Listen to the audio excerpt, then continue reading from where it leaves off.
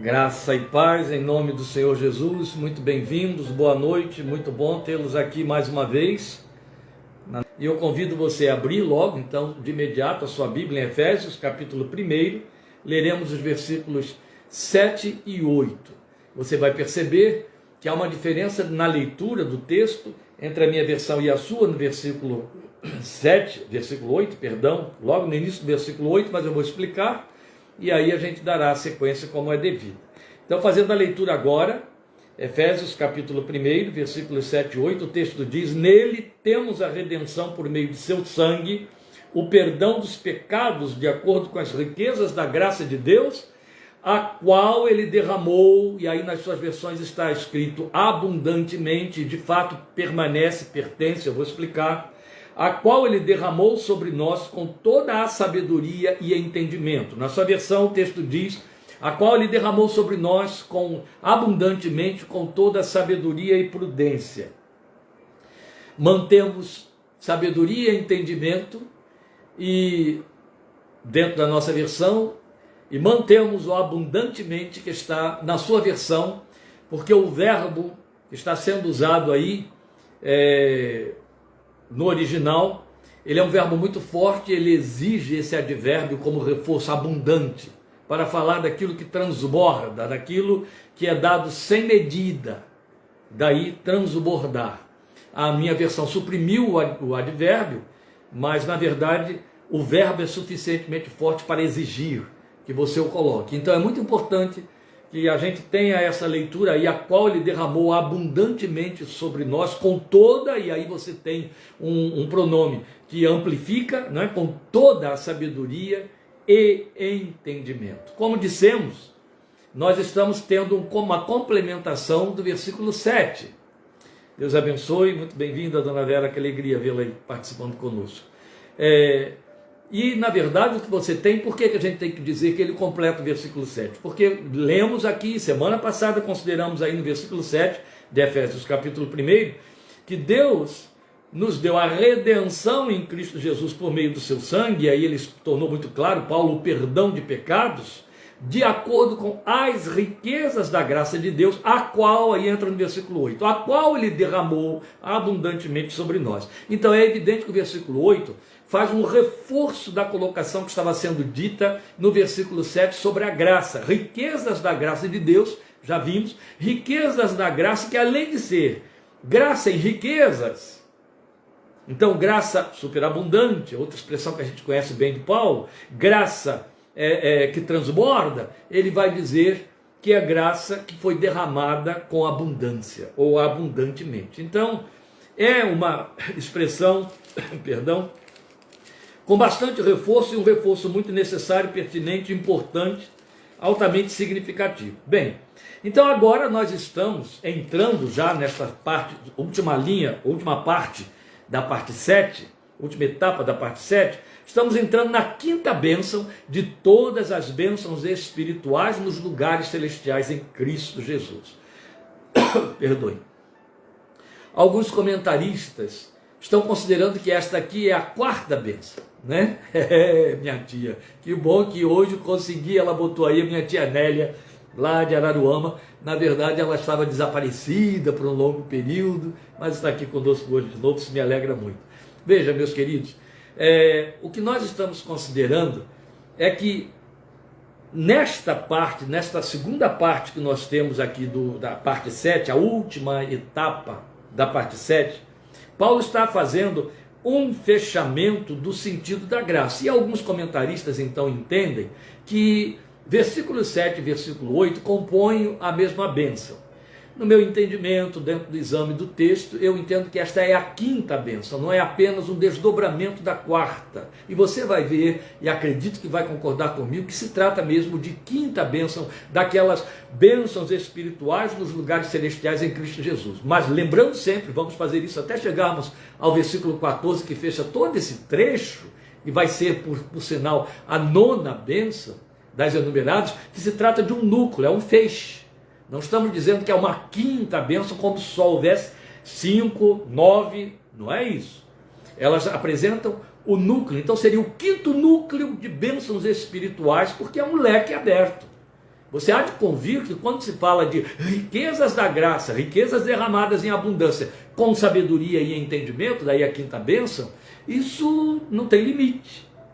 E envolve uma série de situações e de circunstâncias que se manifestam na nossa vida física, temporal, na nossa peregrinação neste mundo, certo? Até que nós estejamos de posse do corpo da redenção, quando então estaremos usufruindo a plenitude daquilo que a graça começou a derramar em nós e a operar em nós. Mas hoje, nós vamos então, por conta disso mesmo, nos deter com um pouco mais de definição sobre esse sentido dessa graça e do que representa ela ter sido derramada, é uma completude, derramada com sabedoria e entendimento.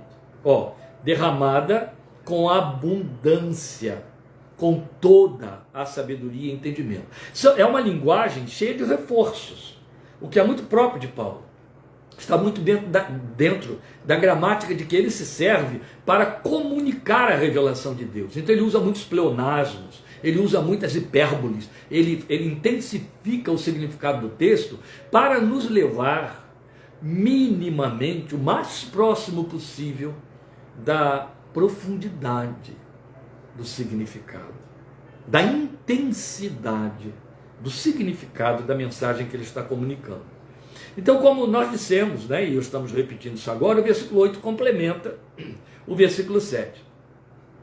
Então, o que o apóstolo Paulo está fazendo é nos comunicar que esta bênção se constitui em riquezas da graça de Deus, ou seja, tudo aquilo de que ele nos vem falando que Deus fez desde os dias da eternidade, lembra? Que fez acontecer a nosso favor, é devido à sua graça. A graça é o veículo de que Deus se serviu para que estas bênçãos pudessem se manifestar na nossa vida, acontecerem, para que viessem a acontecer sem impedimento. Elas, vamos lembrar, as bênçãos estavam e sempre ficam impedidas pelo pecado. Vale lembrar aqui um texto de Isaías, o profeta, que é muito significativo, que o crente tem que prestar atenção nele, está em Isaías 57, e com temor. Isaías diz de forma textual, meus queridos, eu não vou repetir o versículo de cor, porque eu leio muitas versões variadas, e aí eu faço um entremeio com todas elas e comunica melhor a significação. Aprendi isso com Eugene Peterson, daí ele ter escrito, reescrito, a tradução da Bíblia na forma de a mensagem, é uma paráfrase de todo o texto bíblico. Eu gosto muito de usar essas paráfrases conforme o entendimento que Deus vai me dando na leitura do texto. Isaías 57 tem um texto em que ele diz assim: eis que a mão do Senhor não está encolhida para que não possa abençoar, nem os seus ouvidos estão fechados para que não possa ouvir, mas as vossas iniquidades fazem separação entre vós e o vosso Deus, de maneira que ele não vos ouça. Isso prevalece sobre a vida de qualquer ser humano. O pecado é sempre impedimento da bênção. Deus abriu uma porta chamada graça, pela qual somos perdoados e a bênção possa chegar até a nossa vida. Por isso, é que a Bíblia é muito clara quando diz, primeiro, ela declara que não há homem que não peque. Depois ela declara que as coisas que foram escritas para que não pequemos. Claro, isso concorda com o salmista quando ele diz como vai o homem purificar o seu coração, observando-o conforme a tua palavra. Então, isso reafirma o que João disse para nós, o evangelista João. Estas coisas foram escritas para que não pequemos. Mas ele continua para nosso conforto. Mas se alguém pecar, temos um advogado para com o Pai, Jesus Cristo o justo. Logo, completando o ensino de João, a doutrina de João sobre o perdão de pecados, o evangelista nos ensinou dizendo: se confessarmos os nossos pecados, há uma condicional aí, meus amados. Não vamos esquecer disso nunca. Se confessarmos os nossos pecados, ele é fiel e justo para nos perdoar os pecados e nos purificar de toda a injustiça. A graça barata, aquela teologia falsa, profana, maligna, que invadiu o arraial evangélico e prevalece, na confissão e na cabeça de muitos crentes, ela criou uma falsa ideia de que os pecados são perdoados por decreto. De forma que você não precisa confessar pecado, não precisa se arrepender de pecado, não precisa ter consciência de pecado e não precisa pedir perdão para os pecados. Ledo engano. Vou lembrar mais uma vez a condicional estabelecida por João. Se confessarmos os nossos pecados, Ele é fiel e justo para nos perdoar os pecados e nos purificar de toda injustiça. E como diz um pastor amigo meu, muito prudentemente e acertadamente, nós temos o mau hábito de confessar os pecados que pecamos no varejo em pacotes. Nós o confessamos no atacado. Ó Deus, perdoa todos os meus pecados. Isso é brincar com Deus, não é não? Isso é brincar com Deus. Eu não cometo todos os pecados, eu cometo um a um. Eles podem ser muitos, mas são cometidos um a um. Daí a sabedoria do salmista, quando ele disse assim: Senhor, perdoa-me dos meus pecados ocultos. O que ele está dizendo? Pecados ocultos têm dois sentidos aí, que você pode muito bem considerar. Aqueles de que eu não me lembro, e aqueles que eu nem verbalizo. Estão tão escondidos aqui dentro que eu nem verbalizo. Perdoa-me deles. Mas é importante que eles sejam confessados. Aí vale lembrar o Salmo 32, Davi, o homem que entendia muito de perdão de pecados. Davi disse para mim e para você a partir da sua própria experiência: enquanto calei os meus pecados, envelheceram os meus ossos pelo meu constante bramido dia e noite, porque a tua mão pesava sobre mim. Você já se deu conta, não é, meu amado, de que esta linguagem, pecado, perdão de pecado, confissão de pecado, está banida de nossas igrejas e de nossos púlpitos? Porque falar de pecado, falar que a gente peca, não dá ibope, não atrai ninguém. Pois bem, o que importa é a gente saber que os pecados impedem, mas Deus abriu uma porta chamada graça, e a graça foi consecutada em Cristo Jesus. Ele derramou o sangue que nos trouxe o perdão, a aceitação. Foi dele o grito lá na cruz: perdoa-os, não sabem o que fazem.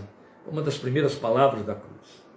Mas veja, o que o apóstolo está dizendo então para nós é que, devido à graça, as bênçãos vieram sobre nós com abundância. Logo ele está dizendo que não é simplesmente graça, mas numa proporção de tal ordem que ela exige, para descrevê-la, que ele se sirva de superlativos, que ele se sirva de argumentos fortes. Daí ele fala em riquezas, daí ele fala em derramamento abundante ou em abundância, para mostrar que não se trata de uma coisa que aconteceu ali na esquina e ficou estabelecida, mas algo que transborda, algo que é muito, é sem reserva. Então este pleonasmo, ou reforço de expressão, ele aponta para algo que é ilimitado, e glória a Deus. Vale lembrar, Lamentações: as misericórdias do Senhor são a causa de não sermos consumidos, porque se renovam a cada manhã. Olha a abundância aí, olha a infinitude aí, percebe? Renovam-se a cada manhã, transbordam, não há limite, não são limitados. E glória a Deus, porque os meus pecados também não são limitados. Eu não peco hoje e deixo de pecar para sempre, amém? Não. Mas as misericórdias se renovam a cada dia. Então a graça é um transbordar de um saldo em superávit. Entende? Há um saldo da graça de Deus que transborda em superávit, e é tanto que transborda e nos cobra e nos torna, versículo 6 de Efésios 1, já vimos, agradáveis a Ele no amado, aleluia. Então tem tudo a ver, é evidente, com o coração amoroso de Deus Pai. Ele se abriu para nos favorecer, e isso sem reserva, renova-se a cada manhã. Agora, Paulo então faz questão de usar essas hipérboles quando fala na graça. Superabundante, são dele essas expressões. Riqueza, multiforme graça, abundante graça. Como se ele necessitasse comunicar uma via de perdão que ultrapassa, que excede em tamanho o maior pecado possível. Por isso é com bastante liberdade ou autoridade e com gratidão reverente em seu coração que este servo de Deus foi dizer ao seu pupilo Timóteo: eu sou o principal dos pecadores. Mas ele estava amparado na graça que é superabundante, que excede pelo seu superávit o maior pecado possível.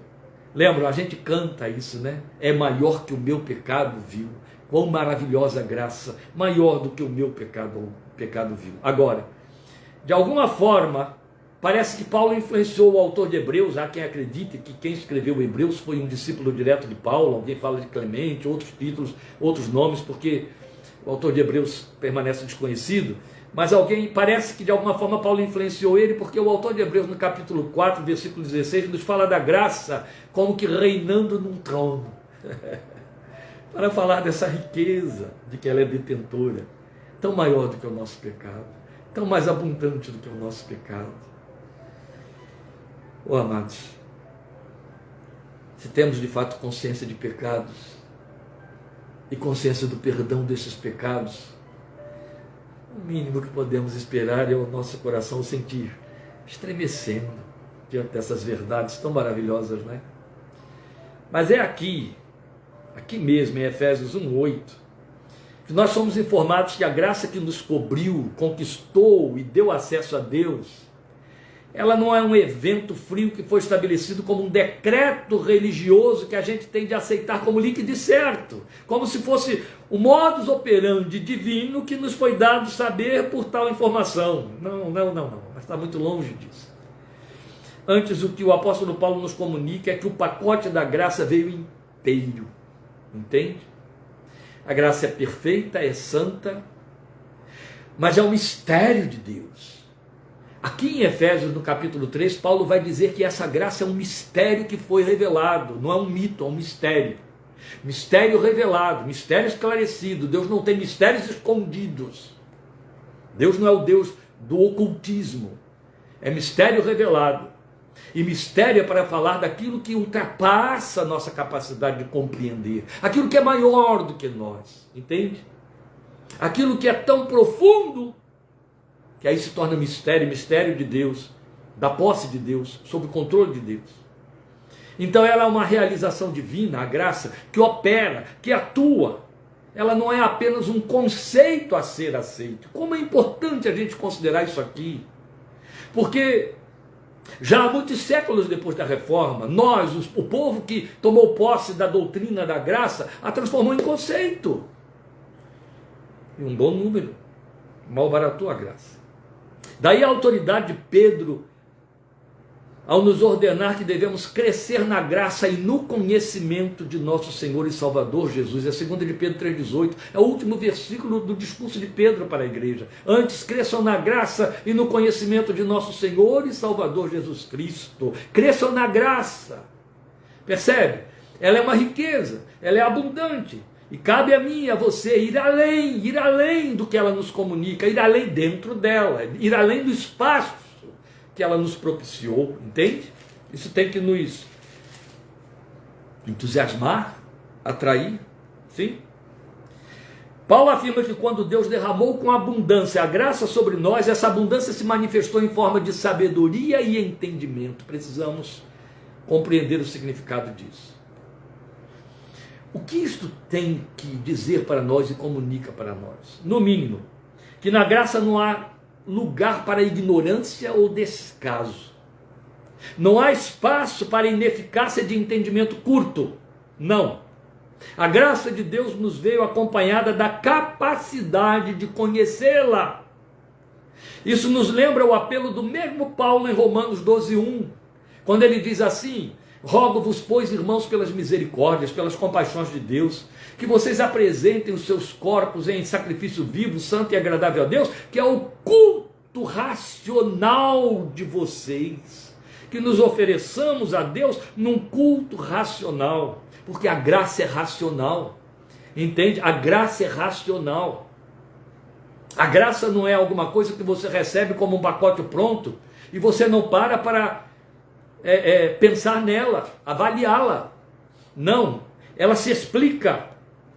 O trabalho que ele teve em escrever esta carta aos Efésios, o trabalho que ele teve em fazer a exposição que ele veio fazendo desde o versículo 4 até chegar aqui no versículo 8, foi justamente nos explicar a graça, explicar como ela procedeu do coração de Deus, como ela antecede o espaço, o tempo, ela ocorre na eternidade, como ela tomou forma na encarnação do Filho de Deus, na realização da sua obra na cruz, como ela veio para poder se cumprir como o favor de Jesus para nós, pagando o preço pelo qual Deus se entendia então aplacado na sua ira contra o pecado e recebia um sacrifício do tamanho da sua justiça para nos perdoar.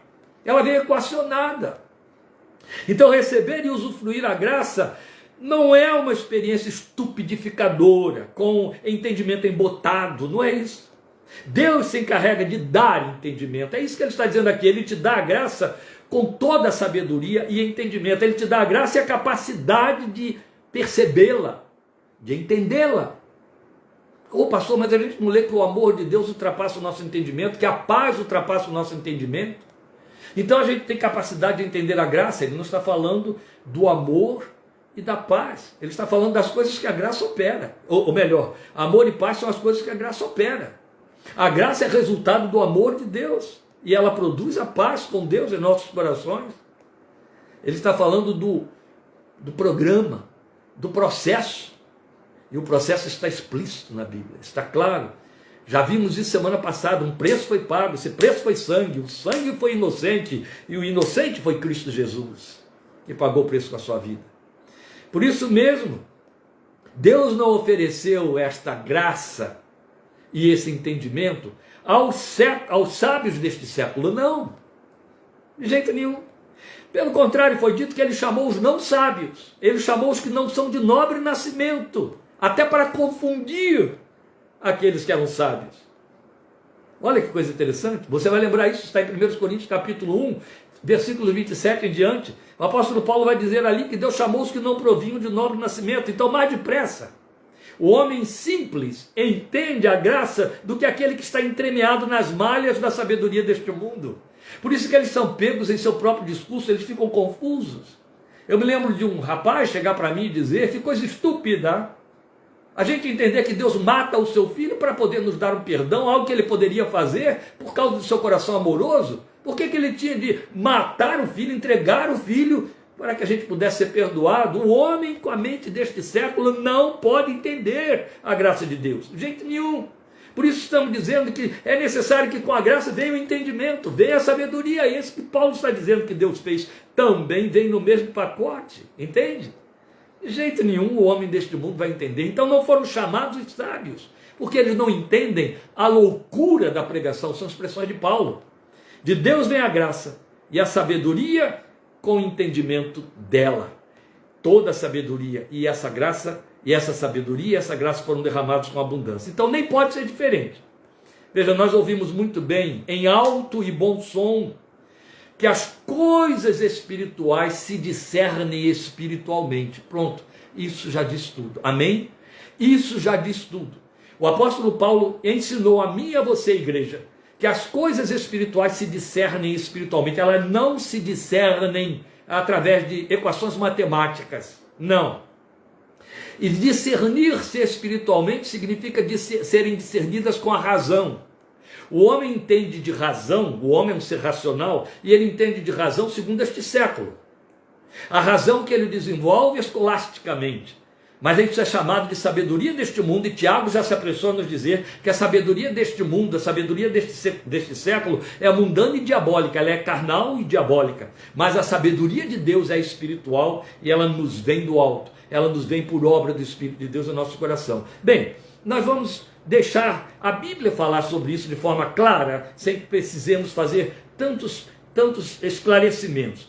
Abra, por favor, sua Bíblia comigo em 1 Coríntios, capítulo 2, nós vamos ler os versículos 10 a 15. Eu gostaria que você acompanhasse na sua Bíblia, já que estamos participando de estudo bíblico, que você acompanhasse na sua Bíblia para que você não se perdesse só ouvindo, que aí o entendimento fica curto. Então, por favor, 1 Coríntios 2, versículos 10 a 15, logo depois eu vou te levar a um outro texto, que é 2 Coríntios 3, versículos 12 a 16. Mas neste momento, 1 Coríntios, capítulo 2, versículos 10 a 15, acompanhe a leitura aí no seu texto comigo.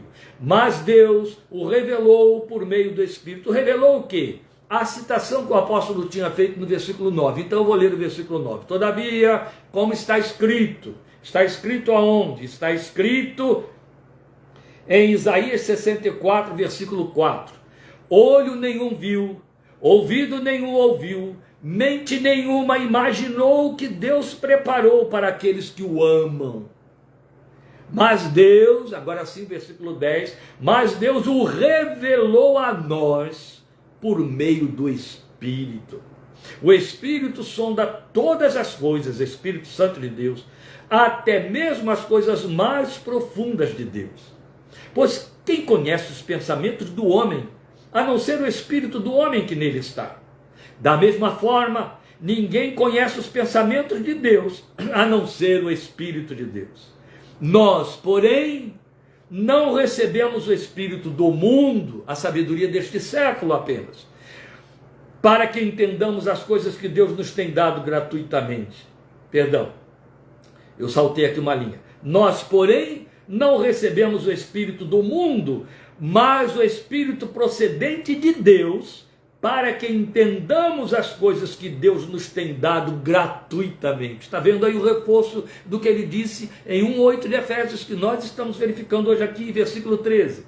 Dessas coisas, delas também falamos, não com palavras ensinadas pela sabedoria humana, mas com palavras ensinadas pelo Espírito, interpretando verdades espirituais para os que são espirituais. Na minha versão está escrito deste jeito. Na sua versão está escrito daquela maneira como eu citei aqui. As coisas espirituais se discernem espiritualmente. Está aí. Interpretando verdades espirituais para os que são espirituais. Quem não tem o Espírito não aceita as coisas que vêm do Espírito de Deus, pois lhe são loucura. E não é capaz de entendê-las, porque elas são discernidas espiritualmente. Glória a Deus. Mas quem é espiritual discerne todas as coisas, e ele mesmo por ninguém é discernido. Entende? O que você acabou de ouvir é a palavra de Deus mostrando que a graça te veio com toda a sabedoria e entendimento, que do contrário você não poderia entendê-la, não entendendo, não creria nela. Como é que eu entendo da graça? Eu entendo minimamente que eu sou pecador, e que se Deus não provesse um meio para me resolver o meu problema com ele, me livrar desta situação de condenação eterna, não haveria solução para mim. E ele o resolveu, porque o seu filho tomou o meu lugar e morreu a morte que me cabia morrer, mas que não daria certo se eu morresse, porque eu morreria em pecado. E morreu como inocente no meu lugar, satisfazendo a santidade e a justiça de Deus, que condenava o pecado com morte eterna. E o nome disso é graça. A oferta de Jesus é graça. A dádiva de Deus em Cristo Jesus é graça. E o perdão que eu recebo por meio da minha fé nesta oferta é graça. É a manifestação nesta graça. E a vida eterna que vem como resultado disso aí é graça. Glória seja a Deus. E Ele nos torna capazes de compreender e de receber. Então esta linguagem é mais claramente explicitada no texto que eu citei, que leríamos em seguida, 2 aos Coríntios, capítulo 3, versículos 12 a 16. Alguém, há poucos dias por aqui, disse assim: por que quando você fala estas coisas, dando esse estudo, até sentadinho ali, bem diante da câmera, tem ninguém ali por perto, não tem concorrência com o som, por que você grita, por que você...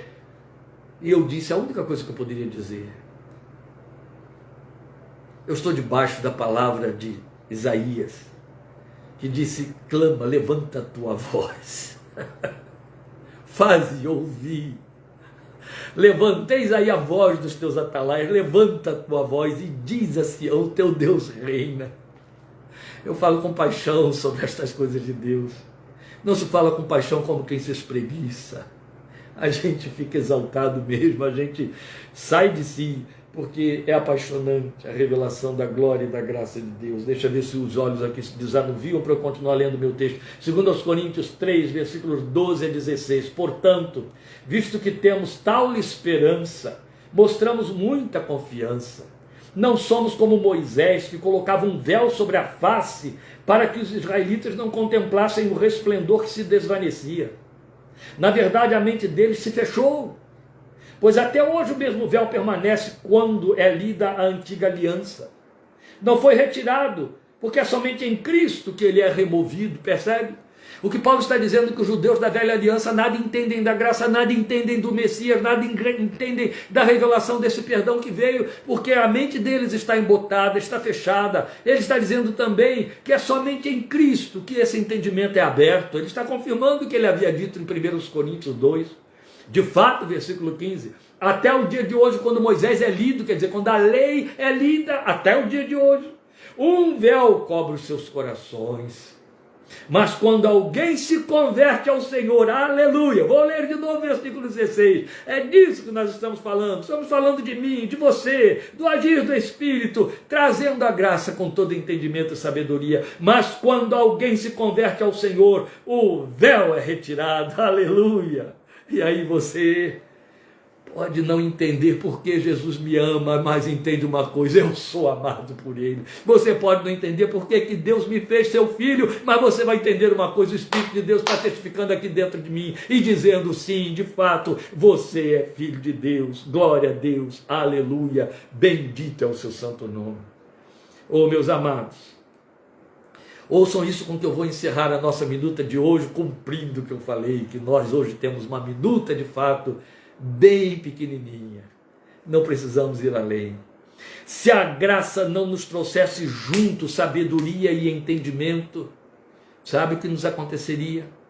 Em paralelo a essa situação dos judeus, em paralelo a essa situação dos homens deste mundo que querem entender as coisas divinas com sua mente carnal, não haveria, a primeira coisa que eu quero mostrar para você, se a graça não nos viesse com entendimento e sabedoria, não haveria por que termos de crescer nela. Bastaria a gente saber que, eu sou salvo pela graça, glória a Deus, aleluia, amém, Bíblia embaixo do braço, vou para casa, deito na cama, durmo e estou feliz da vida. Para que crescer? Não tem mais nada, não preciso de mais nada. Ou eu já sei que quando eu morrer, o pastor vai lá, vai fazer um funeral, declarando que eu estou no céu. Vai mandar o povo cantar metade da glória celeste, jamais se contou ao mortal. Não estou debochando. Eu estou confrontando a mim e a você com nossas verdades evangélicas, meus amados. Seríamos pigmeus na graça, tupiniquins na graça. Seríamos anões, nanicos na fé. Não haveria por que termos de crescer nela. Impõe-se sobre nós uma ordem que diz, ela é tão abundante, ela é tão rica, cresça nela, se enriqueça nela, vá além, não fica aí não fica na superfície. Não bata no peito dizendo apenas, já estou salvo, glória a Deus, é quanto basta. Cuidado com isso. Aliás, é bom que se diga, eu me lembro bem de Dorcas, muitas vezes eu a ouvi pregando no texto de Ezequiel 46 ou 47, e Dorcas dizendo, as águas da graça, ali naquela visão que Ezequiel tem do homem que ia medindo, andando na sua visão e entrando num ribeiro que cada vez se aprofundava mais, ela mostrava o texto dizendo que havia charcos que a água fazia, na beira do ribeiro estavam charcos, o texto mostra, o charco forma pântanos.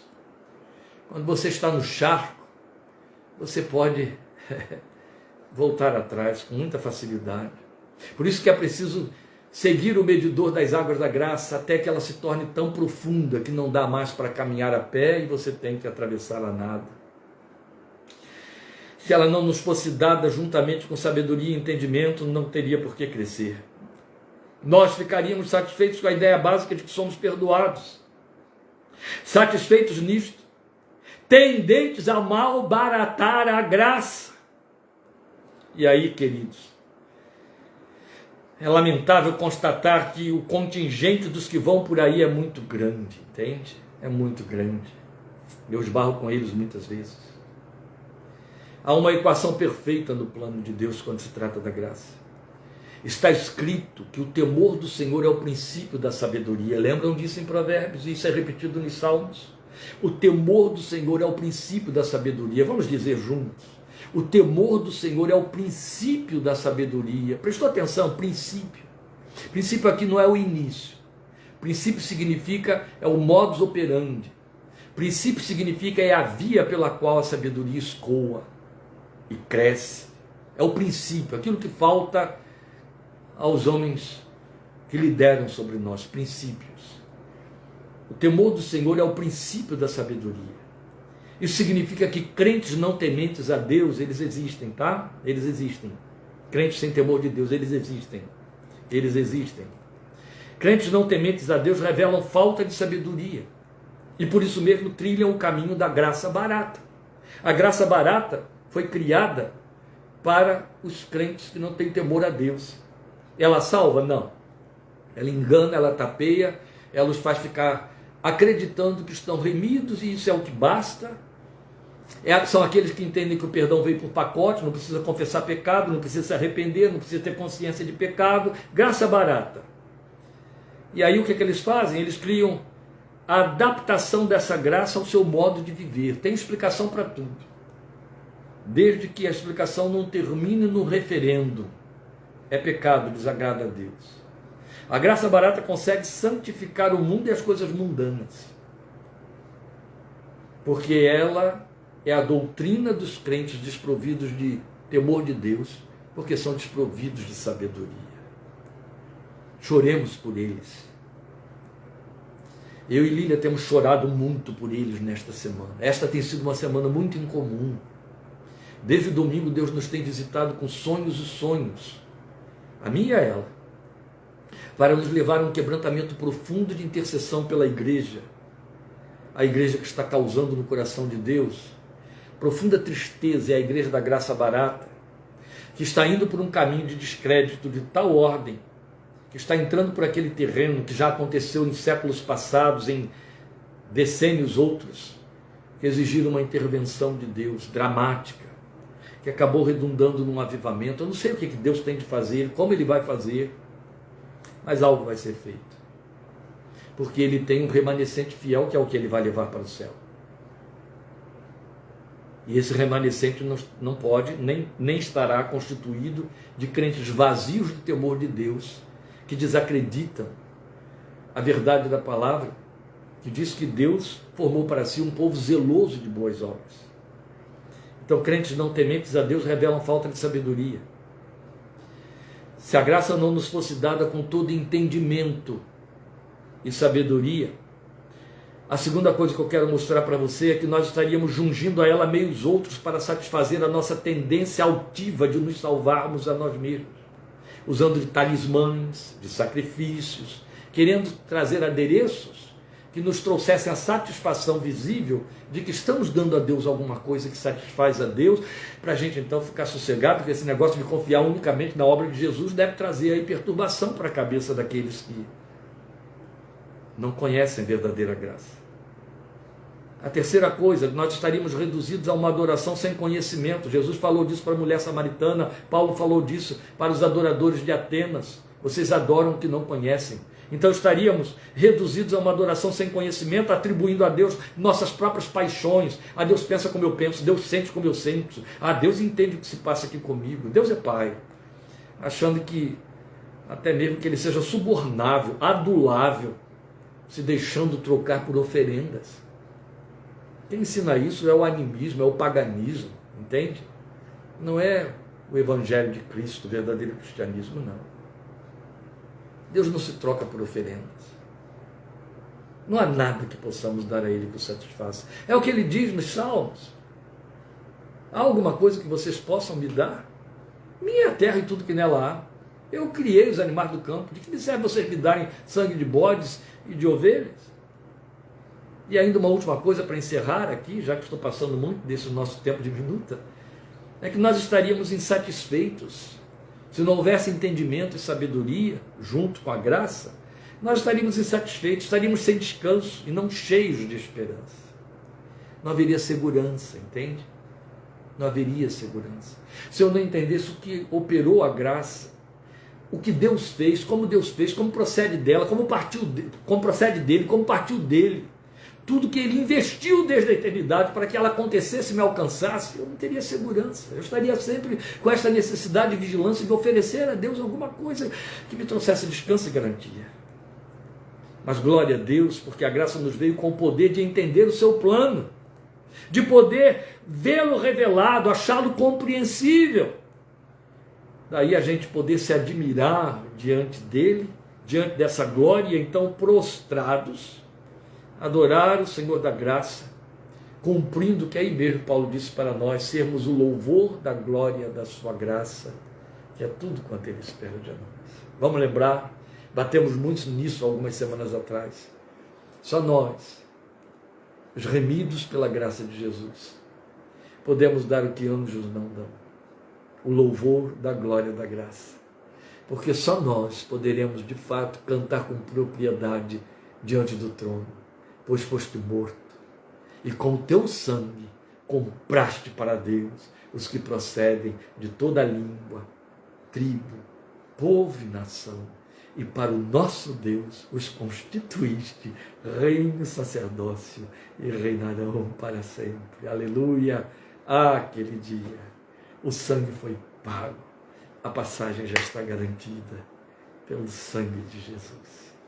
Deus te abençoe e te aumente o desejo e a paixão de crescer na graça, querer conhecê-la mais e mais, escrafuchar aqui dentro, mergulhar aqui dentro, banhar a fé aqui dentro, alimentar a fé aqui dentro, e graça sobre graça, vai fazer crescer o seu coração no conhecimento e entendimento das coisas espirituais, para que você seja visto com o temor de Deus, que é o princípio da sabedoria. Amém?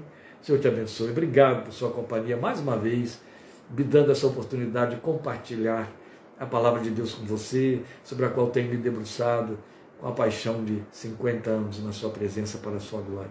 Juntos, domingo, amém? Juntos, em nome do Senhor Jesus. Vamos continuar aí meditando em Lucas, domingo 5:30 da tarde. Deus te abençoe. Até domingo, até quarta-feira que vem, quando então estaremos entrando em parte 8 de Efésios, Efésios capítulo 1, versículos 9 e 10. Tão delicioso, que eu quero que os dias passem muito depressa para chegar quarta-feira que vem. Há coisas lindas em Efésios 1, 9 e 10. Coisas lindas. E o coração está cheio de paixão por isso. Vamos correr nessa direção em nome de Jesus. Te aguardo lá, em nome do Senhor Jesus. Deus te abençoe, querido. Amém.